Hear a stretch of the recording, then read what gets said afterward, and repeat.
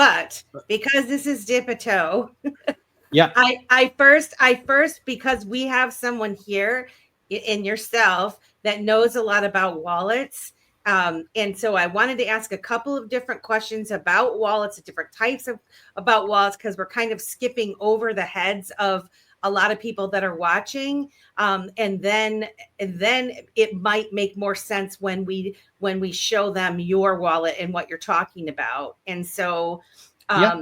I would love to know, like, so okay, for the dip-a-toers out there, there's a difference between self-custody and custodial solutions, right?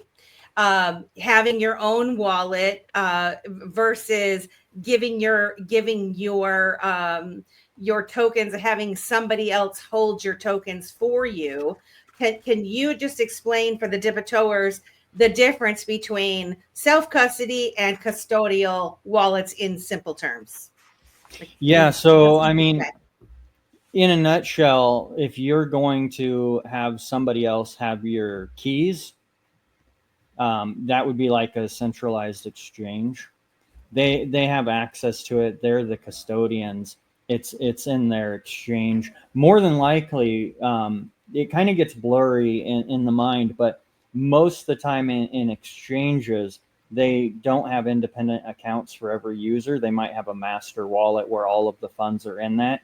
You 100% know that anything that you want to do in that case is under their permission. And if they don't allow you to do it, you're not moving those funds, you're not sending them out, those kinds of things. Now, there is kind of like a hybrid point where a lot of it is maybe blurry lines. And I'll explain. If you have a hardware wallet like Ledger Nano, something like that, a lot of people consider that to be like gold standard self custody, even though Ledger's been caught with backdoors in their hardware wallet, right? So for them, I mean, I'm not a big advocate of that either. In the case of Zaman says that it's self custody and they don't have custody, but at the same time, custody is defined more so by access and control, in my opinion. And when a wallet can sign a transaction for you to take a fee from you, I believe that that counts as a custodian, meaning if they decided to ramp that up to whatever they wanted, they could sign away all your balance and your account would do it based on their software. For me, that feels custodial. Yeah, And kind of other like kind people, of like kind of like a bank that can just take out a service fee, right? correct? Without No, your permission. absolutely. Yeah. Yes, and that's, I guess, where, I mean, they insist that they're non-custodial, but I guess as soon as you actually do something that the user doesn't directly improve or approve, excuse me, then you're making decisions for them. And I think that is what defines the word custody. Who's the Mm. custodian of something is the one who makes decisions for Who it. has the control, Correct. right? Mhm. Who Absolutely. controls all the banking functions? Absolutely. So, I mean, in theory, a paper wallet is probably the gold standard. It's the bee's knees. It's the best deal because I mean you can change a few characters in that and say plus one to all, and all you have to remember is Yeah. plus one to all, Yeah. and you can look at that and take your alphanumeric, and every Yeah. time you see a three, make it a four. When you punching it back in, if anybody found that, they would never decrypt it. You just know Never when you know. look at it plus one. It's infinitely protected. You can make 100 copies, put them everywhere. You won't lose it. And you always know when you're inputting it to recover it, plus one or minus one or A's or B's, whatever kind of thing that you think of. You've got that locked in. It's infinite security right there. But a step up from something like that, I like Wait, Mad wait, Lab. wait. Well, what? But Wait. Can you just break that down a little bit more for the dip-a-toers? So Simon and I have gone over the wallets. We've been beating the dead horse for the past couple of shows on when you set up your wallet. There's your public key and your private key, and then there's your seed phrase that your private key is derived from. You're actually saying, it sounds like, rather than memorize your seed phrases and you write those down, put those away safely, or you put them on the crypto seal or whatever. You're actually saying you can write your private key out on 25 different pieces of paper and put them all over your house, but you change a couple of characters that you know that you've changed, and anyone could pick up that string of characters, and they would never know. And only you know what you changed the last characters to. Is that what you're saying? Absolutely. Yeah. And really, I mean, what it comes down to for an account, there's only one thing that you need, and that would be your seed. And, some of them do it with a 16, a 12, an 8. I mean, 24. The more words that you have, the better the encryption. But I mean, for the most part, a lot of what the ledger itself uses is just a string, SED, and then a bunch of characters. That's what I use in the vanity generators for Xoge on XogeHome.com. That's what I use for the Mad Lab, just the raw seed. And then from there, I mean, if you have just that one string, you're basically good. You could modify it and print it, and then nobody looking at it will ever be able to input it right. But like I said, really simple things to remember, like maybe you change it in some certain way and you don't tell anybody.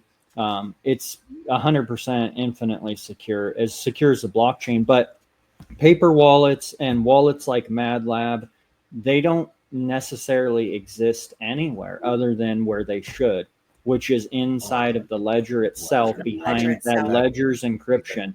Nobody actually has a Mad Lab wallet per se. The wallet's on the blockchain.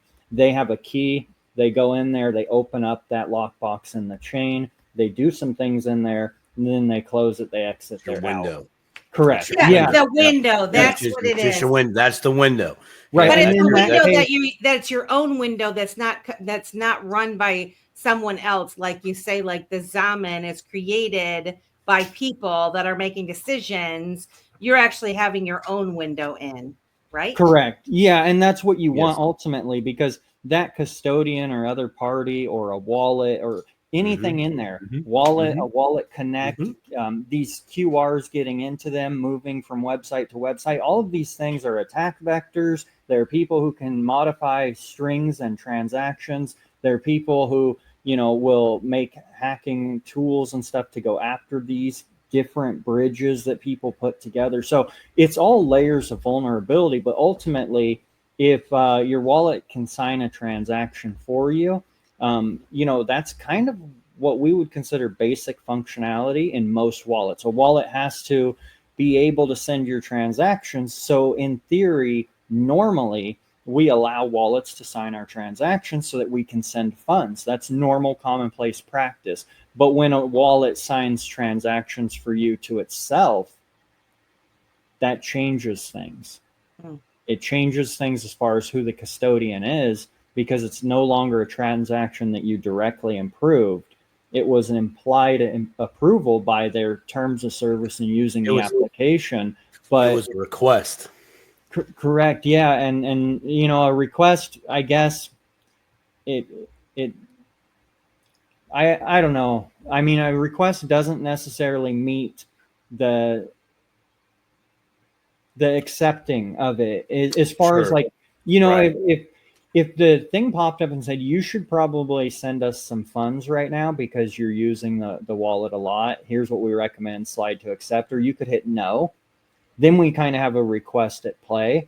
It's basically like you went to a restaurant and they put the tip in as gratis on top of your bill. And they just say, tip is mandated, that kind of thing. And a lot of people don't feel comfortable with that, because a tip was always something that you gave to somebody when they exceeded the expectations of the service that you were expecting. It was something that you put on top of something that was charged for inherently. Well, normally a wallet isn't even charged for. So a non-charged for service now has a tip, and the tip isn't even an option. It's mandatory. It's almost, it's very hard to accept it as, okay, this should be the standard, but I understand that they have to have a profit model and they have to make money. Some wallets go around by advertising. Some of them probably sell to vendors, Wallet Connect and different things like that. So they have profit models to run all their back end and stuff. They have to solve it in brilliant ways. and hopefully they do so in ways that doesn't upset the customer base. But I don't feel like that's really where we are. I mean, people are kind of on board, they're kind of not, but it's one of those things where if you set the standard for tips being included automatically with your dinner, then it happens everywhere, and people who couldn't afford that or didn't plan for that end up, being quite outed by being forced to do something that they didn't see on the menu. Whether they got good service or not, right? Correct. Yeah, because your wallet could be an asshole to you, and you're like, I definitely don't want to tip you, but they just took it. But yeah. So the request that I was saying was more to the point of, okay, I have my Zaman wallet. I would like to send Xoge some XRP. I do this. I go through all the steps that I would traditionally do, but as soon as I hit send, it goes through Zaman's wallet software. They have that final say. Hey, did he pay us? Yeah. Okay, he can go. Mm-hmm. Right. So when I say you're making a request, hey, mom, dad, I would like to do this. Here's 5 XRP for a little bit of scratch on the top, so I can send Xoge my XRP I owe. Right. That's what I meant by the request there. Yeah, and that, I guess, that's asking where for we permission as long as I pay to play. And for that, I mean, I know that they have to have something in their terms of service that nobody reads, kind of a thing. So we've all implied that we agree by using it, and I understand. And like I said, I don't want to bash them. It's just that you don't know when these fees are coming, and then you've paid a fee, and you're looking at it, and you're like, what? Because it is abnormal in crypto in a nutshell.